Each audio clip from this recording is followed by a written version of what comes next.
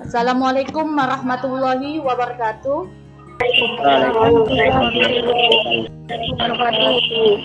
Ya. Selamat pagi anak-anak. Apakah suara ibu bisa terdengar dengan jelas?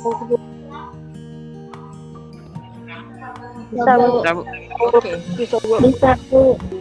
Kita berjumpa lagi dalam pertemuan IPS. Nanti kita akan membahas tentang kondisi alam negara-negara yang ada di dunia. Sebelum kita memulai pelajaran, ya, Ibu cek terlebih dahulu semua sudah hadir hari ini. Semua sudah mengisi chat absennya. Sudah, Bu. Sudah, Bu. Baiklah. Sebelumnya kita memulai pelajaran hari ini, kita berdoa terlebih dahulu. Oke? Siap? Siapa yang akan memimpin doa?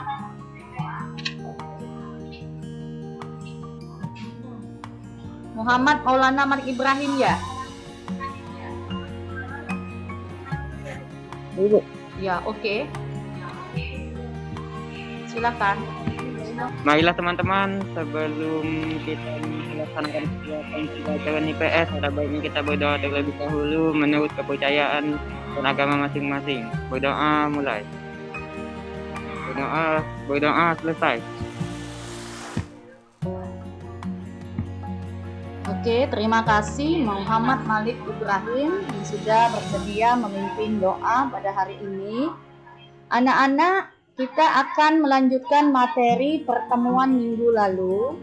Ibu ingatkan kembali kepada anak-anak, ini masih masa pandemi ya. Jangan lupa tetap menjaga kesehatan, patuhi protokol kesehatan, memakai masker, mencuci tangan, kemudian menjaga jarak dan mengurangi mobilitas jika tidak diperlukan ya. Karena menjaga kesehatan saat pandemi seperti ini sangat penting. Ya, anak-anak, baik, tetap semangat anak-anak. Baiklah, kita akan melanjutkan materinya. Yang pertama, ingatkan kembali tentang materi pertemuan minggu lalu. Kita membahas tentang benua Asia dan benua-benua lainnya di dunia. Oke, ada yang masih ingat? Coba Siti Nurbait. Mana Siti Nurbait? Ya, benua-benua yang ada di dunia apa saja?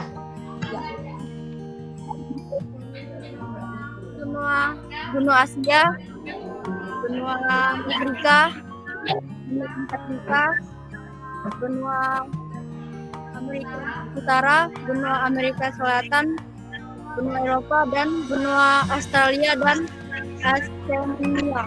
Oh, boleh jawabannya, tetapi kayaknya masih ada yang belum tepat itu. Masih ada yang keliru ya. Boleh ada yang tahu?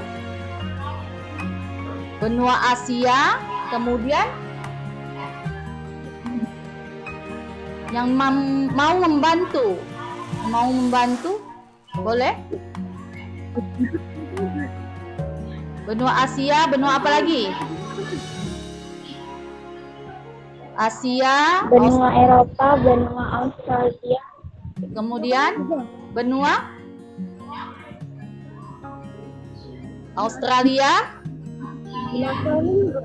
benua yang lain? Eropa, dan benua Asia.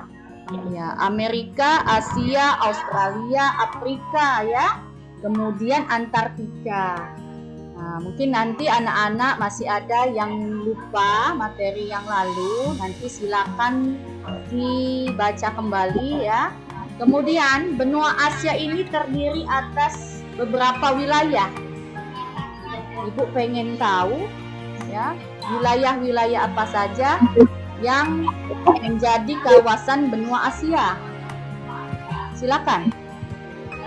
Yang bersedia menjawab. Asia bagian apa saja?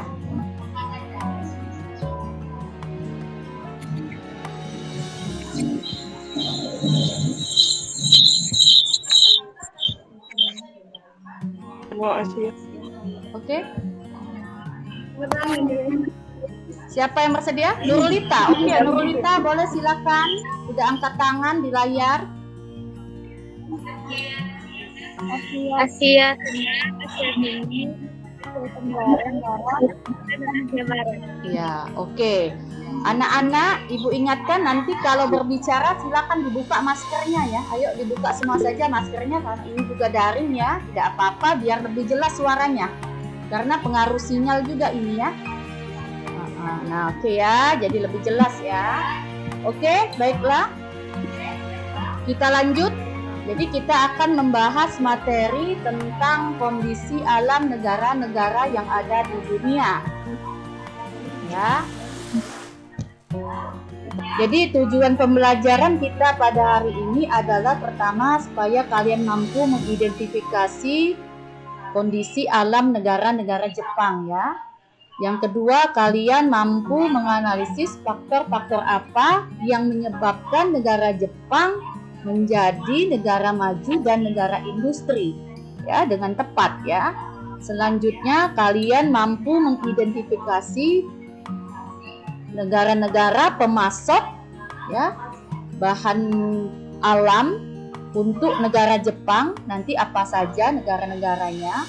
Kemudian selanjutnya adalah kalian nanti mampu menyajikan hasil presentasi PowerPoint ya, hasil diskusi kalian dalam menjawab masalah yang akan Ibu ajukan. Jadi nanti materi yang akan Ibu sampaikan, adalah kondisi alam negara-negara di dunia, yaitu negara Jepang, meliputi letak dan luas wilayah negara Jepang. Ya, kemudian batas dan kondisi alam negara Jepang. Oke, Jepang ya, kita sudah sangat mengenal negara ini ya. Jadi kita sering sekali menggunakan produk-produk buatan negara Jepang, baik elektronik, kemudian otomotif dan sebagainya ya. Nah, ini salah satu ikon dari negara Jepang. Oke ya, negara Jepang. Kita coba. Ibu akan memberikan kalian tayangan dan teknologi unik yang hanya bisa kamu temui di Jepang. Multi-level parking. Lahan kosong di perkotaan bisa dibilang sangat terbatas, sehingga harganya pun selangit. Banyaknya hal yang dilakukan Jepang demi menghemat penggunaan lahan terbatas tersebut, dan salah satunya adalah menggunakan multi-level parking. Jadi, meski berada dalam lahan yang sempit, bisa kok digunakan untuk parkir mobil lebih banyak lagi. Penampakan gambar bentuk muka bumi yang ada di Jepang. Jadi Jepang ini memiliki wilayah daratan yang kecil, sekitar 30% dari luas wilayahnya. Kemudian sebagian besar atau 70-80% wilayahnya terdiri atas pegunungan ya. Kemudian wilayah daratan terletak di sepanjang pantai. Jadi kurang lebih seperti kondisi negara kita ya, yang banyak dikelilingi oleh lautan.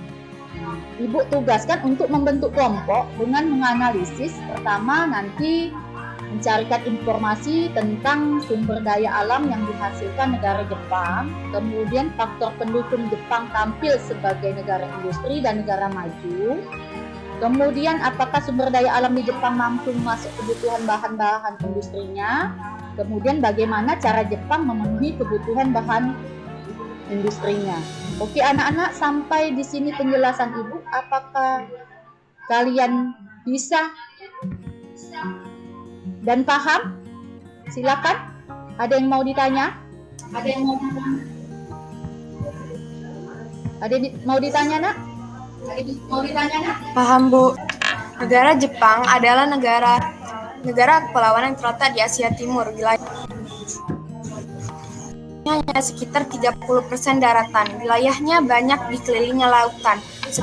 Jepang merupakan negara yang memiliki wilayah pergunungan sehingga rawan bencana alam. Negara Jepang memiliki 4 musim. Sumber-sumber daya alam yang dihasilkan oleh negara Jepang adalah batu bara, timah, seng, mangan, juga hutan. Dan perikanan laut, sayur mayur, dan hasil laut. Meskipun negara Jepang memiliki wilayah yang kecil, tapi negara Jepang mampu menjadi negara maju dan negara industri dikarenakan memiliki sumber daya alam, sumber daya mineral yang berkualitas. Jepang tidak mampu memasok kebutuhan industrinya. Jepang harus mengimpornya dari negara lain. Demikianlah presentasi dari kelompok saya. Wassalamualaikum warahmatullahi wabarakatuh. Nanti turunkan lagi. Assalamualaikum warahmatullahi wabarakatuh. Baik anak-anak, ini presentasi dari kelompok 1 ya, kelompok Fatima dan kawan-kawan. Bagi yang mau bertanya, boleh silakan. Yang mau bertanya, hidupkan kembali mic-nya. Oke, siapa ya? Siapa? Iya, yuk silakan. Iya, Silpa. Apa saja yang diimpor dari negara lain ke negara Jepang? Apa saja yang diimpor dari negara lain ke negara Jepang? Seperti yang kita ketahui, negara Jepang memiliki sumber daya mineral yang sangat terbatas. Akibatnya, Jepang harus melakukan kegiatan impor. Sumber daya alam yang diimpor ke negara Jepang antara lain batu bara, karet, tembaga, nikel, dan lain-lain. Jadi, bisa disimpulkan bahwa yang diimpor ke negara Jepang adalah batu bara, karet, tembaga, nikel yang merupakan sumber daya mineral, karena diketahui bahwa sumber daya mineral di Jepang sangat terbatas. Masih ada yang mau mengajukan pertanyaan pada kelompok 1?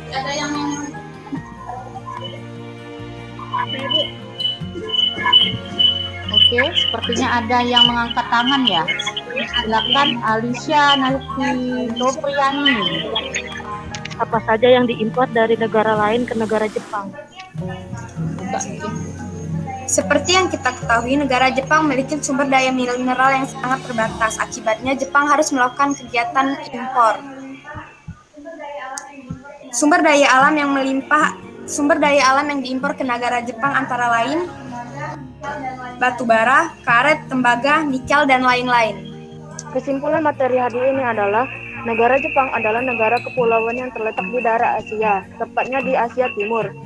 Negara Jepang ini ternyata juga mengimpor bahan-bahan baku untuk kebutuhan industrinya. Jadi ada beberapa negara yang tadi disebutkan ya, mengimpor bahan bakunya. Kemudian Jepang juga mengekspor hasil dari bahan industrinya ke negara-negara lain. Ya. Mungkin perasaan kalian setelah mempelajari materi hari ini. Materi ini karena tahu bahwa negara itu harus mengimpor kebutuhan bahan baku industri dari negara lain. Oke. Untuk sebelum kita menutup materi hari ini, nanti ada soal pengetahuan. Nanti dikirim melalui Google Classroom-nya ya. Soal-soal tentang pengetahuan materi kalian hari ini ya. Nanti silakan klik, kemudian isi, kemudian kirim ya. Dengan mengklik tautan yang Ibu berikan melalui Google Classroom-nya ya.